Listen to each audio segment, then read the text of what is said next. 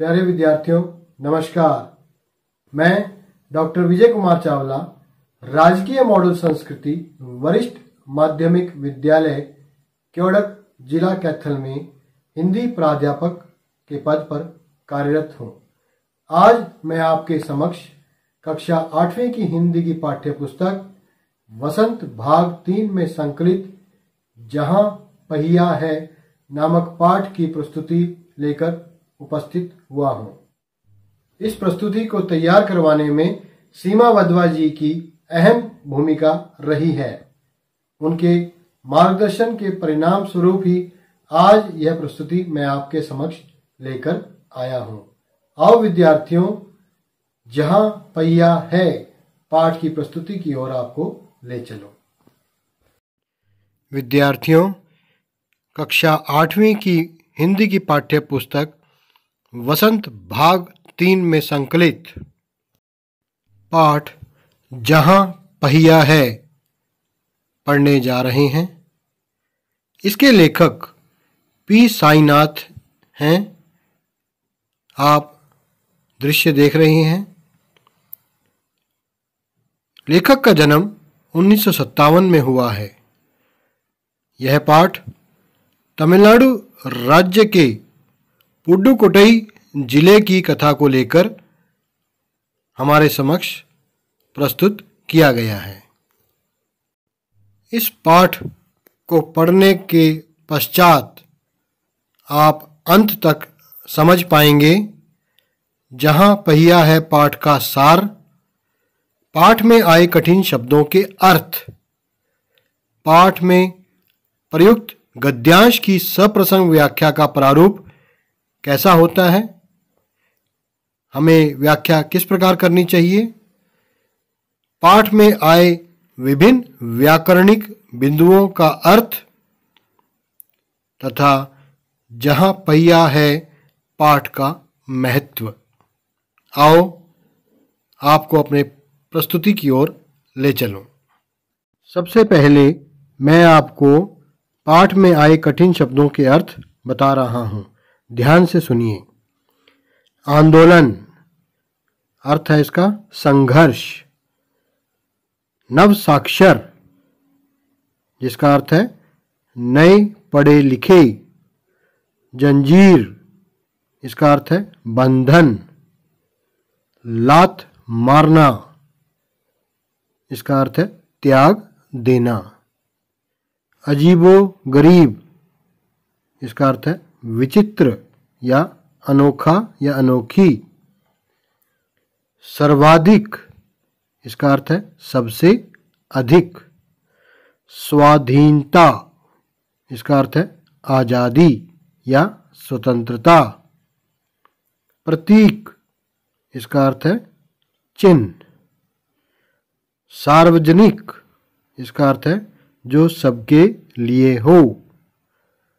प्रदर्शन, दिखाना। रूढ़िवादी, पुरानी परंपराओं में विश्वास रखना या रखने वाले।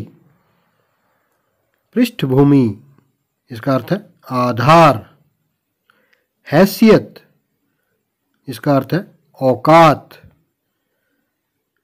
फब्तियां कसना, इसका अर्थ है मजाक उड़ाना या ताने मारना। अगला शब्द है समुदाय, इसका अर्थ है समूह। बेशकीमती, इसका अर्थ है बहुमूल्य। प्रहार, इसका अर्थ है आघात। तराशना, इसका अर्थ है सुंदर रूप या आकार देना। महत्वपूर्ण, इसका अर्थ है विशेष। अगला शब्द है आत्मविश्वास, इसका अर्थ है अपने आप पर भरोसा। निर्भरता, इसका अर्थ है आश्रित होना। अगला शब्द है समर्थन करना, इसका अर्थ है सहमत होना। प्रोत्साहन, इसका अर्थ है बढ़ावा। हक्का बक्का हैरान होना या हैरान। अद्भुत, अजीब। निश्चित, इसका अर्थ है पक्का। केंद्रित, इसका अर्थ है एकाग्र। दिक्कत, इसका अर्थ है मुश्किल या परेशानी। उपलब्धि, इसका अर्थ है प्राप्ति। आत्मसम्मान, अपना आदर करना। और अंतिम शब्द है बराबरी, इसका अर्थ है समानता। तो विद्यार्थियों, ये थे पाठ में आए कठिन शब्दों के अर्थ। आओ अब पाठ के सार की ओर आपको ले चलूं। विद्यार्थियों, जहां पहिया है पाठ में लेखक पी साईनाथ ने तमिलनाडु के जिले पुडुकोट्टई की यात्रा का वर्णन किया है। इस पाठ में लेखक ने पुडुकोट्टई में हो रहे परिवर्तन तथा महिलाओं की स्वतंत्रता और उनके जीवन में हुई प्रगति का उल्लेख किया है। आप इस दृश्य में देख भी रहे हैं कि महिलाएं साइकिल चला रही हैं। महिलाओं का साइकिल चलाना उनकी स्वतंत्रता और उनके जीवन में हुई प्रगति का जो है उल्लेख प्रस्तुत कर रहा है या उसकी ओर इशारा कर रहा है। विद्यार्थियों, पुडुकोट्टई तमिलनाडु का एक छोटा सा जिला है। ध्यान से सुनिए, तमिलनाडु का एक छोटा सा जिला है। यह भारत के गरीब जिलों में से एक है, अर्थात यहाँ की जनता गरीब है। गरीबी यहाँ कण कण में विद्यमान है। साइकिल आंदोलन के पहले की पुडुकोट्टई जिले की महिलाओं की परिस्थिति आप देखिए, वहाँ की उनकी दशा कैसी थी। कामकाज में वह व्यस्त रहती थी, कमाई के साधन नहीं थे, आवागमन के साधन नहीं थे, उन्हें आय अर्जित करने में, धन कमाने में काफ़ी मशक्क़त का सामना करना पड़ता था, काफ़ी मुश्किलों का सामना करना पड़ता था। वे आत्मनिर्भर नहीं थीं। साइकिल चलाना एक सामाजिक आंदोलन है। यहाँ गांव की महिलाओं ने अपनी आज़ादी और गतिशीलता को अभिव्यक्त करने के लिए प्रतीक के रूप में साइकिल को चुना। आप दृश्य में देख भी रहे हैं कि महिलाएं साइकिल को चला रही हैं और अपनी आज़ादी और गतिशीलता को अभिव्यक्त करने के लिए उन्होंने साइकिल को चुना है। इन महिलाओं में से अधिकतर नवसाक्षर थीं।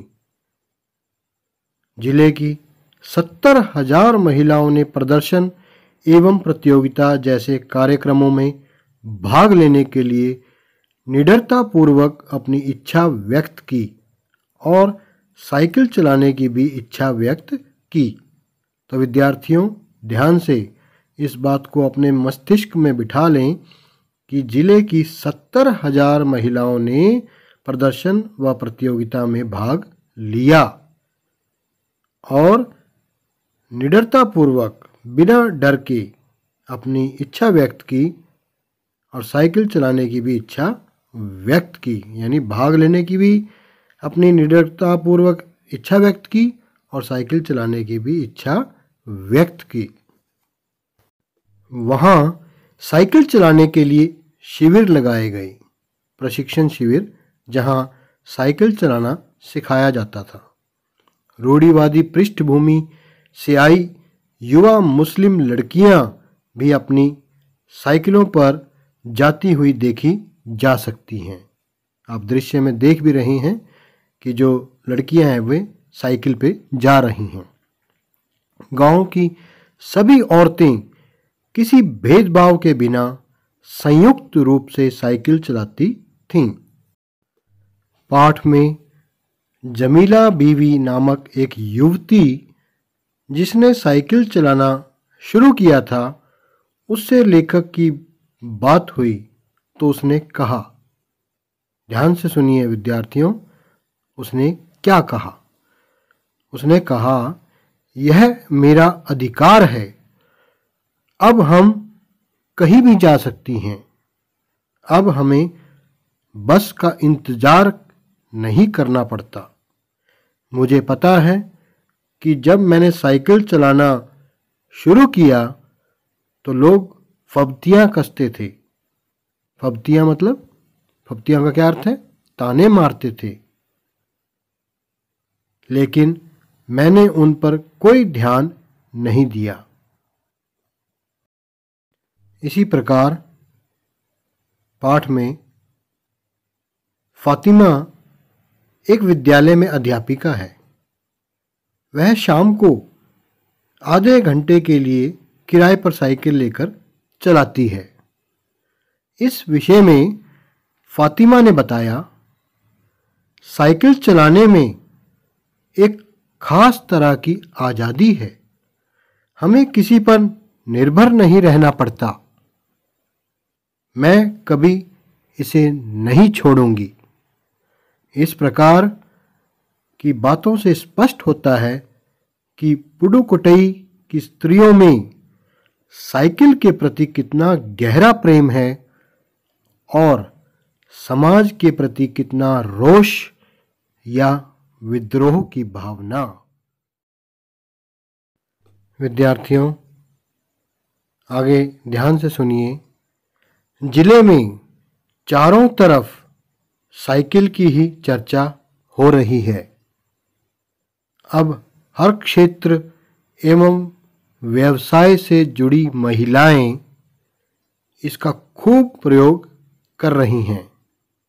फिर चाहे वे खदानों, स्कूलों में अध्यापिका हों, होटलों में कार्य कर रही हों, आंगनवाड़ी या बालवाड़ी केंद्रों पर या अन्य क्षेत्रों में ही क्यों ना काम कर रही हों। दोपहर का खाना पहुंचाने वाली औरतें भी इसका भरपूर प्रयोग कर रही हैं।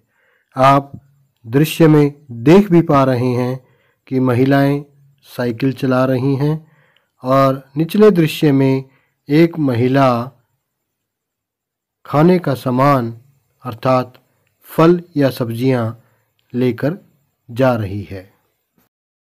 इसी संदर्भ में साइकिल आंदोलन की एक नेता का कहना है, मुख्य बात यह है कि इस आंदोलन ने महिलाओं को बहुत आत्मविश्वास प्रदान किया। महत्वपूर्ण बात यह है कि इसने पुरुषों पर उनकी निर्भरता कम कर दी है। विद्यार्थियों, जब पुडुकोट्टई में साइकिल आंदोलन चला, महिलाएं साइकिल चलाने लगी तो वे आत्मनिर्भर बनने लगी, उनमें आत्मविश्वास पैदा होने लगा और पहले वे पुरुषों पर निर्भर रहती थी, अब साइकिल आंदोलन के परिणाम स्वरूप वे पुरुषों पर निर्भर नहीं रहने लगी। अर्थात मेरा कहने का भाव यह है कि वे आत्मनिर्भर बनने लगी। पाठ में आरंभ में साइकिल चलाने पर पुरुषों ने इसका जमकर विरोध किया। जब पुडुकोट्टई में महिलाएं, लड़कियां, औरतें साइकिल चलाने लगीं तो पुरुषों ने इसका जमकर विरोध किया, लेकिन बाद में इसे सामाजिक मान्यता मिल गई। पुरुष वर्ग का मानना था कि महिलाओं का साइकिल चलाना इनकी मर्यादा के विपरीत है। लेखक ने पाठ में आगे हमें बताया है कि किला कुरुची गांव में साइकिल सीखने वाली सभी महिलाएं एकत्रित हुई थीं। यहाँ साइकिल चलाने वाली महिलाएं साइकिल से संबंधित गीत भी गाती हैं। इन गीतों में से एक गाने की पंक्ति है जो मैं आपके समक्ष सुना रहा हूँ। ध्यान से सुनिए। ओ बहिना आ सीखें साइकिल, घूमे समय के पहिए संग। तो ये गीत के गाने की पंक्ति है जो ये दर्शा रही है कि उनमें साइकिल सीखने के प्रति कितना उत्साह रहा, वे कितने चाव के साथ साइकिल चलाया करती थीं। वर्ष 1992 में अंतर्राष्ट्रीय महिला दिवस के बाद इस जिले में क्रांतिकारी परिवर्तन हुआ। यहाँ की 1500 महिलाओं ने पुडुकोट्टई जिले की काया ही पलटकर रख दी है। ध्यान से, कितनी महिलाओं ने? 1500 महिलाओं ने। आर साइकिल के मालिक एक ऐसे डीलर हैं जिनके यहाँ लेडीज साइकिल की बिक्री में साल भर के अंदर काफ़ी वृद्धि हुई। क्यों हुई? क्योंकि पुडुकोट्टई में महिलाओं का साइकिल के प्रति लगाव दिन प्रतिदिन बढ़ता ही जा रहा था। वे बहुत उत्साह के साथ साइकिल चलाना सीख रही थी और उसमें खूब आनंद ले रही थी। साथ ही साथ अपने अंतः में आत्मसम्मान के लक्षण भी लेकर आ रही थी। अब वे पुरुषों पर निर्भर नहीं थी, वे आत्मनिर्भर बन चुकी थीं। 22 वर्षीय मनोरमनी साइकिल चलाने के विषय में अपने विचार प्रकट करते हुए कहती है कि हमारा इलाका मुख्य शहर से कटा हुआ है।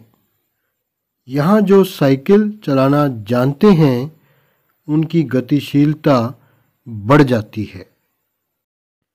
यहाँ की महिलाओं द्वारा साइकिल चलाने से उन्हें बहुत अधिक लाभ हुआ है। उनकी आय में वृद्धि हुई है। साइकिल पर ही वे आसपास के गांवों में जाकर अपनी वस्तुएं बेच आती हैं। इससे उन्हें बस की प्रतीक्षा भी नहीं करनी पड़ती। वे कम समय में अधिक सामान बेच लेती हैं। साइकिल चलाना सीखने के पश्चात महिलाओं को किसी पर निर्भर रहना नहीं पड़ता। विद्यार्थियों, ये थी जहाँ पहिया पाठ की कुछ प्रमुख बातें। अब आपके समक्ष मैं प्रस्तुत कर रहा हूँ जहाँ पहिया है पाठ का मूल भाव। ध्यान से सुनिए। जहाँ पहिया है पाठ का मूल भाव समाज में महिलाओं की भूमिका को सम्मान देने के साथ साथ उसे स्वीकार करना है। हमें महिलाओं को सदैव सम्मान की दृष्टि से देखना चाहिए। उन्हें दिन प्रतिदिन तरक्की के अवसर प्रदान करने चाहिए। उन्हें पुरुषों के साथ तुलना करके नहीं देखना चाहिए।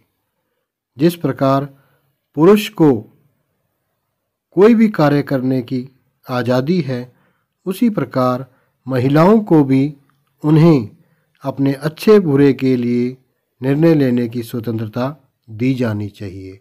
हमें समाज में उन्हें सम्मान की दृष्टि से देखना चाहिए। यही इस पाठ का मूल भाव है जो पी साईनाथ जी ने हमें अर्थात पाठकों को बताना चाहा है।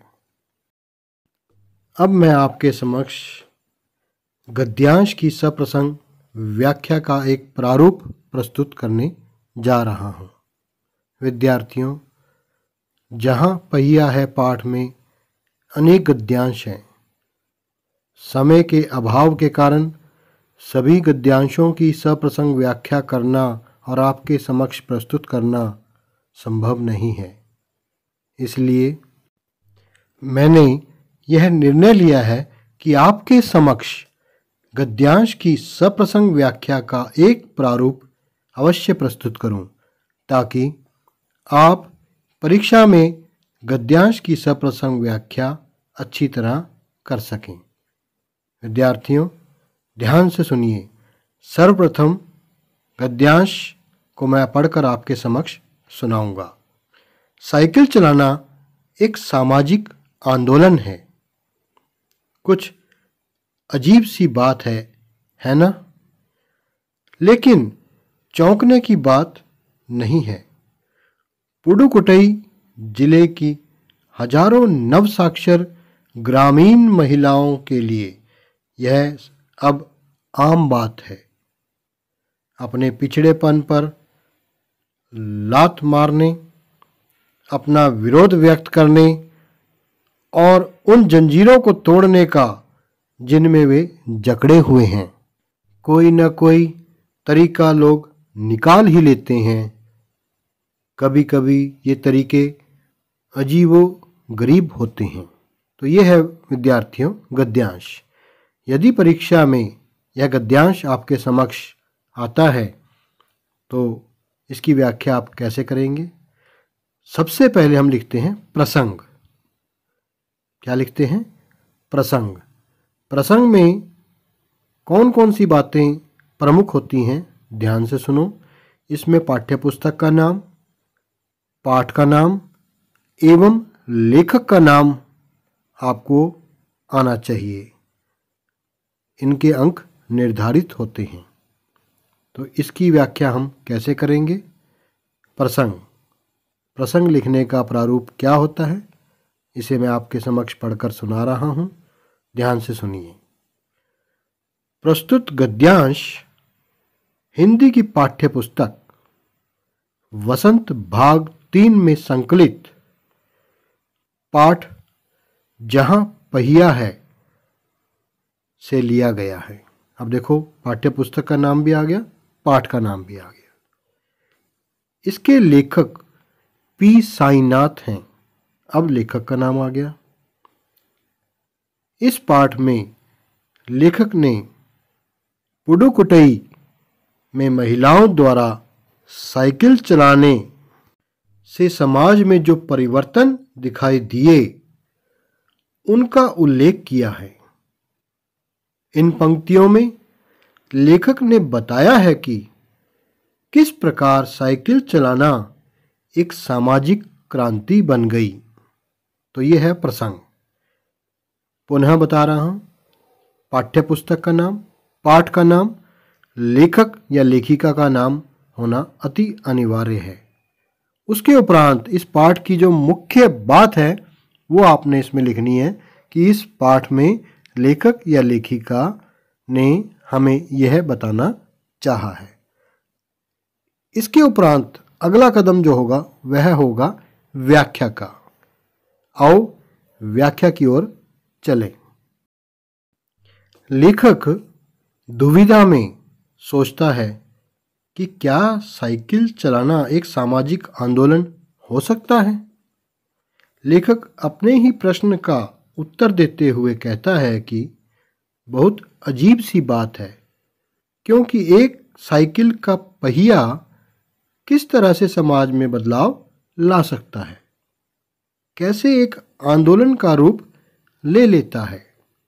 लेकिन लेखक अपने प्रश्न को सही साबित करते हुए कहता है कि इसमें हैरान होने की कोई बात नहीं है, क्योंकि पुडुकोट्टई जिले की हजारों नवसाक्षर ग्रामीण महिलाओं के लिए यह अब आम बात है।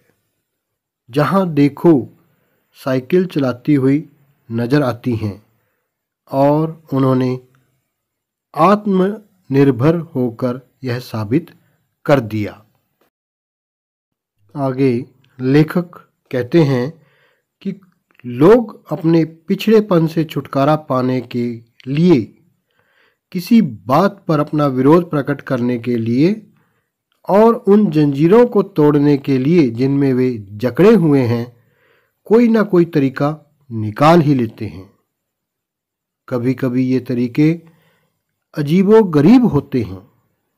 कहने का भाव यह है कि पुडुकोट्टई जिले की महिलाओं ने अपनी आज़ादी की प्राप्ति के लिए साइकिल चलाना सीखा है।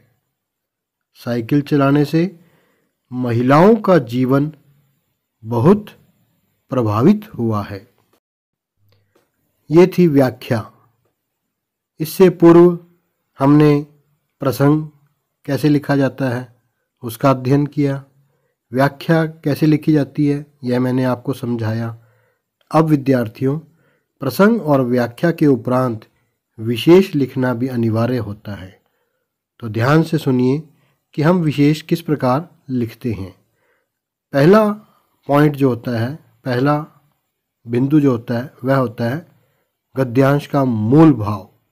यहाँ गद्यांश का मूल भाव निम्न अनुसार है। लेखक ने महिलाओं द्वारा साइकिल चलाने को आंदोलन इसलिए कहा है क्योंकि इससे उनका जीवन बहुत प्रभावित हुआ है। दूसरा पॉइंट जो आपने लिखना है वह है भाषा। तो भाषा कैसी है? सरल, सहज एवं प्रसंग के है। तीसरा बिंदु, अविकारी शब्दों का प्रयोग देखते ही बनता है। अविकारी शब्द वे शब्द जिनमें लिंग, वचन, काल, कारक आदि के प्रयोग के कारण परिवर्तन नहीं होता। चौथा, कभी कभी पुनरुक्त शब्द का प्रयोग हुआ है। पांचवा, मुहावरेदार भाषा का प्रयोग हुआ है।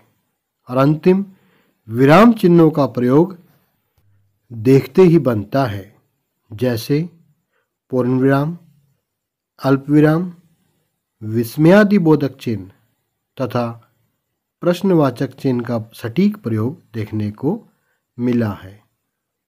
तो विद्यार्थियों, यह था गद्यांश की सप्रसंग व्याख्या का एक प्रारूप। विद्यार्थियों, अब मैं आपके समक्ष पाठ में आए व्याकरणिक बिंदु उपसर्ग के बारे में आपको बताने जा रहा हूं। क्या है उपसर्ग? ध्यान से सुनिए। वह शब्दांश जो मूल शब्द के पूर्व में लगकर उस मूल शब्द के अर्थ को परिवर्तित कर दे उसे उपसर्ग कहते हैं। ध्यान से सुनिए दोबारा कि उपसर्ग एक शब्दांश होता है जो मूल शब्द से पहले अर्थात मूल शब्द के पूर्व में लगकर उस मूल शब्द के अर्थ को परिवर्तित या बदल देता है, उसे उपसर्ग कहते हैं। जैसे उदाहरण आपके समक्ष प्रस्तुत कर रहा हूं। ये सभी उदाहरण पाठ के अंतः से ही लिए हुए हैं, अर्थात पाठ में से ही लिए हुए हैं, ताकि यदि परीक्षा में उपसर्ग के बारे में कोई प्रश्न आता है तो आप उसका आसानी से हल कर सकें। उपसर्ग है प्र, मूल शब्द है दर्शन। जब ये दोनों मिले तो नया शब्द बना प्रदर्शन। दूसरा है बे, बे उपसर्ग है, मूल शब्द है शक, शब्द बना बेशक। इसी प्रकार अनु उपसर्ग है, मूल शब्द है भव और नया शब्द बना अनुभव। चौथा उपसर्ग है वी, मूल शब्द है नम्र और नया शब्द बना विनम्र। अगला है प्र, मूल शब्द है शिक्षण और नया शब्द बना प्रशिक्षण। और अंतिम उदाहरण आपके समक्ष उपसर्ग है अभी, मूल शब्द है व्यक्त और नया शब्द बना अभिव्यक्त। तो विद्यार्थियों, ये थे उपसर्ग के उदाहरण। उपसर्ग वे शब्दांश होते हैं जो मूल शब्द के पूर्व में लगकर उस मूल शब्द के अर्थ को बदल देते हैं। अब आपके समक्ष अगला व्याकरणिक बिंदु लेकर आ रहा हूं, जिसका नाम है प्रत्यय। क्या है ये प्रत्यय? ध्यान से सुनिए। वह शब्दांश जो मूल शब्द के पश्चात अर्थात बाद में लगकर उस मूल शब्द के अर्थ को परिवर्तित कर दे या बदल दे, उसे प्रत्यय कहते हैं। जैसे मूल शब्द है गतिशील या निर्भर, प्रत्यय है ता। इन दोनों के मेल से जो शब्द बने वे हैं गतिशीलता, निर्भरता। अगला शब्द मूल शब्द है समाज, प्रत्यय है इक।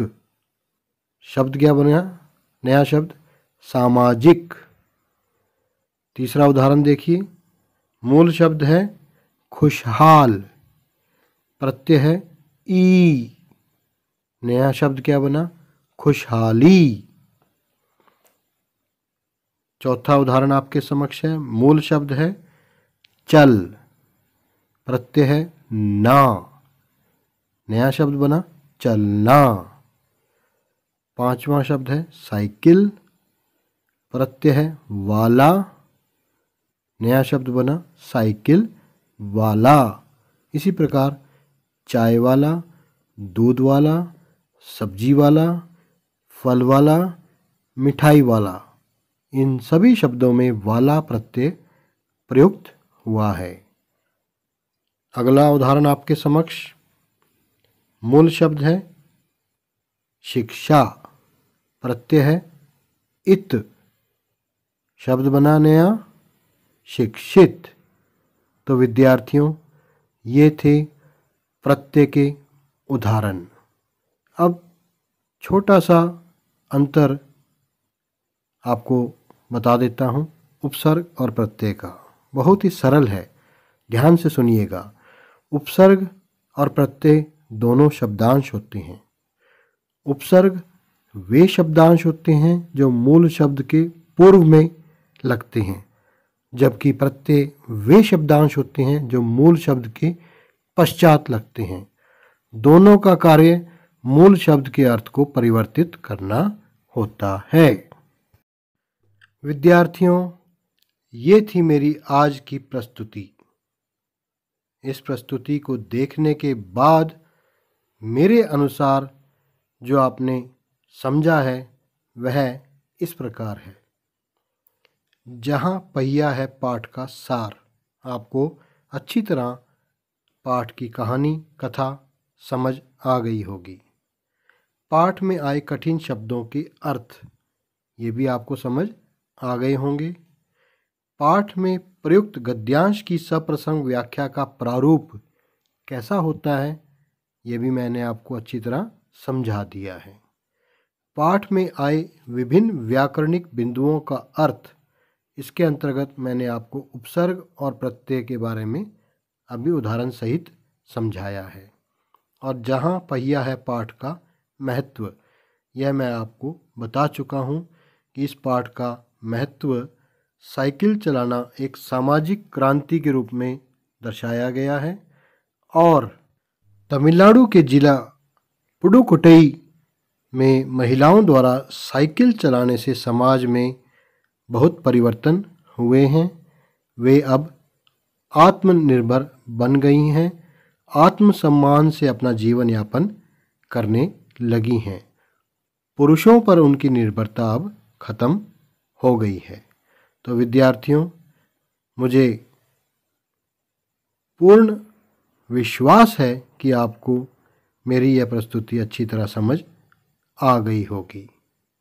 अब मैं आपके समक्ष पुनरावृत्ति के लिए कुछ प्रश्न प्रस्तुत कर रहा हूँ।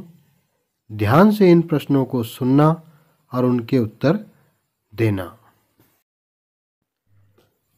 पहला प्रश्न आपके समक्ष है, वाक्य पूरा करना। निम्नलिखित वाक्यों को पूरा करें। पहला वाक्य है, जहां पहिया है पाठ के लेखक हैं, तो आप बताएं कौन है लेखक, पी साईनाथ या प्रेमचंद। तो क्या है उत्तर इसका विद्यार्थियों? इसका उत्तर है पी साईनाथ। दूसरा वाक्य है, पुडुकोट्टई तमिलनाडु का एक डैश जिला है। कैसा जिला है? अमीर है या गरीब? क्या है? गरीब। तीसरा देखिए, पुडुकोट्टई जिले की डैश हजार महिलाओं ने प्रदर्शन में भाग लिया। 60,000, 70,000 या 80,000? तो कितने हैं? 70,000। अब आपके समक्ष अंतिम वाक्य प्रस्तुत कर रहा हूं। लेखक के अनुसार पहिया डैश का प्रतीक है, समय का या गरीबी का? ध्यान से सोचिए, फिर उत्तर दीजिए। क्या है इसका उत्तर? समय। क्या है? समय। अब आपके समक्ष शब्दार्थ का मिलान करे गतिविधि लेकर आया हूं। आपने शब्द के उनके अर्थ के साथ मिलान करना है। पहला शब्द है हक्का बक्का। अब आप देखिए हक्का बक्का का क्या अर्थ है? हैरान। प्रशिक्षण का क्या अर्थ है? सिखाना। लात मारना का मतलब है त्याग देना। और फब्तियां कसना या फब्तियां क्या होता है? ताने मारना या ताने। निम्नलिखित वाक्यों में सही गलत का चयन करें। अब मैं आपके समक्ष वाक्य पढ़कर सुनाऊंगा। आपने केवल यह बताना है कि वाक्य पाठ के अनुसार सही है या गलत। पहला वाक्य है, साइकिल आंदोलन से समय और श्रम की बचत हुई है। यह कथन सही है या गलत? सोचिए, फिर अपना उत्तर दीजिए। यह कथन सही है। दूसरा वाक्य है, साइकिल आंदोलन इस पाठ की केंद्रीय घटना है। केंद्रीय का मतलब मुख्य घटना। इसी के इर्द गिर्द कथा घूमती है। सही या गलत? तो यह भी सही कथन है। तीसरा वाक्य, सर्वप्रथम गांव के लोग बहुत ही रूढ़िवादी थे। आप सोचकर बताएं, स्मरण कर बताएं, क्या वाक्य में गांव के लोग बहुत ही रूढ़िवादी थे? अगर यह कथन सही है तो सही कहें, गलत है तो गलत कहें। तो विद्यार्थियों, यह कथन सही है। अंतिम वाक्य, 1992 में अंतर्राष्ट्रीय महिला दिवस पर 1600 महिलाओं ने साइकिल चलाई। सही या गलत? याद कीजिए, कितनी महिलाओं ने साइकिल चलाई थी? 1500 ने। तो यह कथन क्या हुआ? गलत। तो विद्यार्थियों, यह थी मेरी आज की प्रस्तुति। अंत में मैं आप सभी का दिल से आभार प्रकट करता हूं और धन्यवाद करता हूं।